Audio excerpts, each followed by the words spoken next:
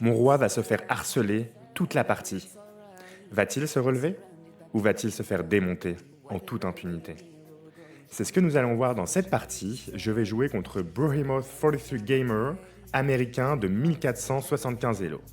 On est parti. Je commence par E4, il répond par E5.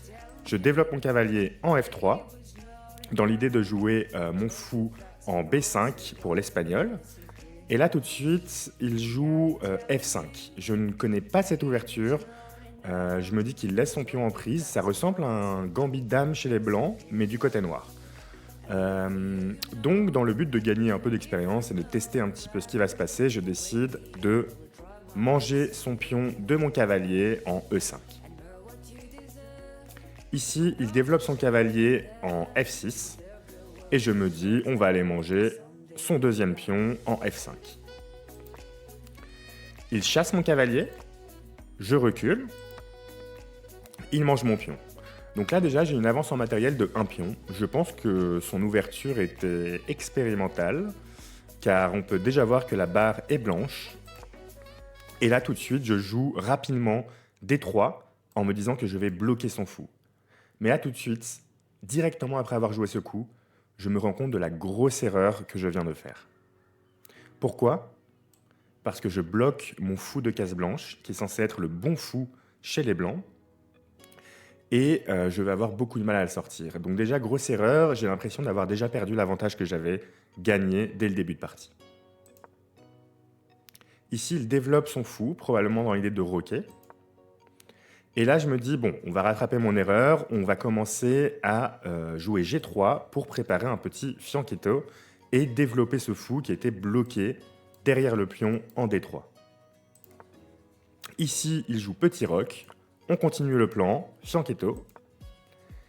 Là, il développe sa dame et double donc avec son fou sur cette diagonale, potentiellement pour échanger mon fou en fianchetto.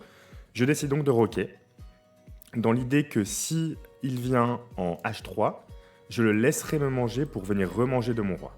Et dans ce cas, j'aurai gagné un tempo.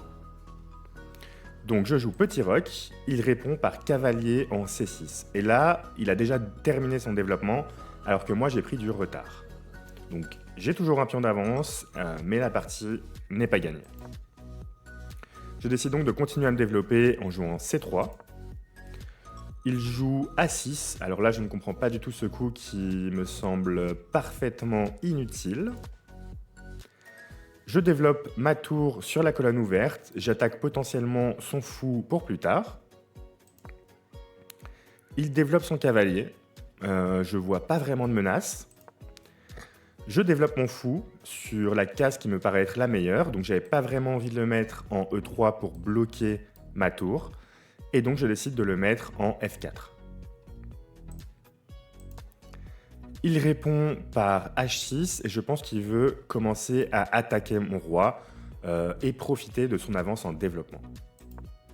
Ici je décide de chasser son cavalier, meilleur coup. Il recule son cavalier et je me dis on va aller chasser son fou. Et là tout de suite il se demande ce qu'il peut faire. Et il décide de sacrifier. Donc là, quand il sacrifie aussitôt dans la partie, je sais qu'il va être agressif. Je sais qu'il va tout m'envoyer d'un coup. Donc moi, bien sûr, je vais manger son cavalier. J'ai 2 points d'avance. Une fois qu'il a remangé mon pion. Et je me dis, ça va être compliqué. Ça va être compliqué. Après, j'ai quand même ces 2 fous qui vont protéger mon aile roi. Et ça devrait aller si je reste concentré. Ici, je recule mon fou pour défendre ce pion. Notamment, il faut noter que mon cavalier est attaqué 2 fois, défendu 2 fois. Donc ça va être difficile de le défendre. Il pourra par exemple mettre sa dame en F5 pour aller attaquer mon cavalier une nouvelle fois. C'est ce qu'il fait. Il attaque mon cavalier une 3e fois. Et donc là, je commence déjà à prendre panique.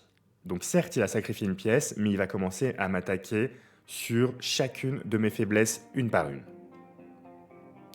Donc là, pour défendre mon cavalier une 3e fois, je réfléchis, et je vois pas vraiment grand chose. Je vois qu'un seul coup. Et je joue ma tour en E3. Malheureusement, c'est une gaffe. Pourquoi ? Parce que lui, potentiellement, pourrait jouer son fou en G5, aller attaquer ma tour qui devra reculer Et ensuite, il pourra s'emparer de mon cavalier qui a attaqué 3 fois et défendu que 2 fois. Bien heureusement pour moi, il ne le voit pas. Et il joue sa dame en H5. Donc il attaque quand même toujours 3 fois mon cavalier. Il va falloir que je fasse attention. Ici, je décide de bouger ma dame, tout en conservant la protection sur le cavalier. Maintenant, on peut voir que mon cavalier est toujours cloué, parce que le fou pourrait manger la dame si mon cavalier bougeait. Là, il décide d'attaquer ma dame en jouant cavalier en D4. Et donc là, je vais reculer ma dame. Alors, l'ordinateur propose de manger ce cavalier. Pourquoi ? Parce que mon cavalier est condamné, donc il aurait voulu manger ce cavalier. Je me fais ensuite manger la dame, et je peux ensuite manger le fou. Moi, je n'aime pas vraiment donner ma dame. C'est pas quelque chose qui est dans mes principes. J'ai été bien éduqué. Et donc, je recule ma dame en me disant que je vais abandonner mon cavalier. Mon cavalier est attaqué 3 fois, mais dès qu'il l'aura mangé, je vais pouvoir attaquer son fou et manger en E7. C'est ce qui se passe, il mange mon cavalier et tout de suite, je vais aller manger son fou. Je conserve mon avance en matériel de la sorte. Il mange mon fou, je lui remange son fou, et là, il me fait échec avec dame en F3. Ok, ça commence à être un peu compliqué.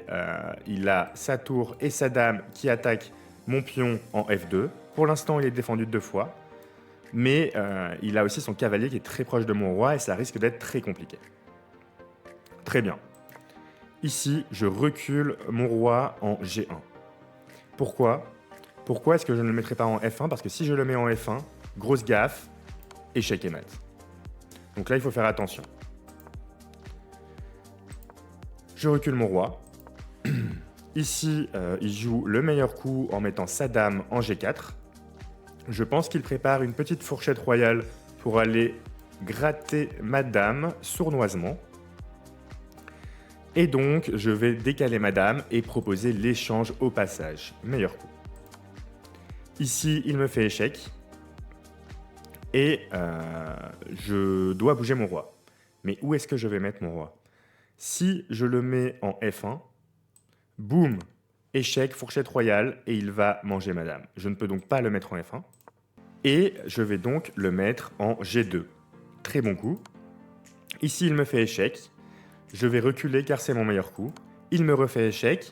Et là, déjà, je me pose une question. Est-ce que j'ai envie de prendre le match nul ? J'ai 2 points d'avance en matériel, mais mon roi est très faible et je risque de me faire mater si jamais je veux jouer la partie. Maintenant, j'aime vraiment pas faire match nul quand j'ai de l'avance et j'ai envie de lui montrer que sacrifier, c'est bien, ça peut être beau, mais il faut calculer quand on sacrifie et je n'ai pas l'impression qu'il l'a fait. J'ai donc envie de le punir. Et pour le punir, je vais donc refaire un petit coup de roi G2 et là, je vais décider de changer de coup pour faire une grosse gaffe et donc, au lieu de l'avoir puni, je me suis auto-puni. Est-ce que vous voyez pourquoi ? On peut voir que sa tour attaque mon roi et que donc mon roi est cloué. Ce pion-là est cloué en F2 et il pourrait potentiellement manger mon fou et mon pion ne peut pas remanger car cloué. Et donc c'était une grosse gaffe.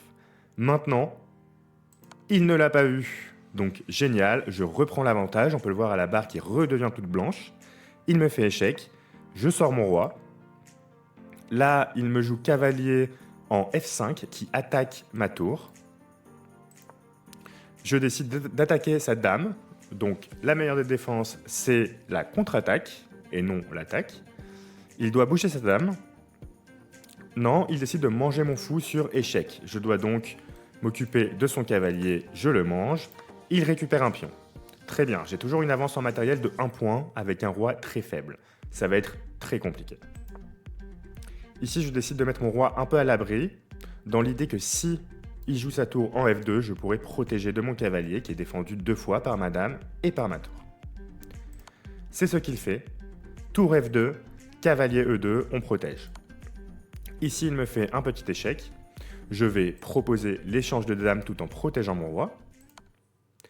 Il me mange mon cavalier, donc il sacrifie la qualité et je me demande pourquoi. Je me demande vraiment pourquoi. Je me dis que s'il fait ça, il a dû voir quelque chose. Donc déjà, la première chose, c'est que je ne peux pas remanger de la dame.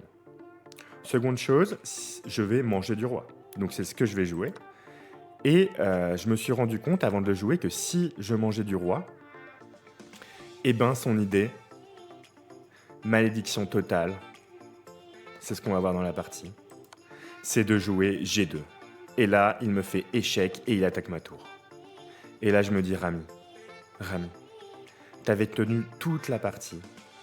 T'avais réussi à contrer son sacrifice. T'étais pas mal. Et donc là, je me dis, il va manger ma tour.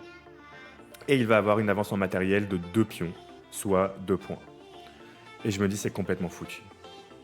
Donc là, je vois ma vie qui commence à défiler devant mes yeux. Je repense à tous les bons moments que j'ai passés dans ma vie, tous les mauvais moments. Je vois un petit strombinoscope d'événements passés qui défilent, jusqu'à ce que mon cœur s'arrête.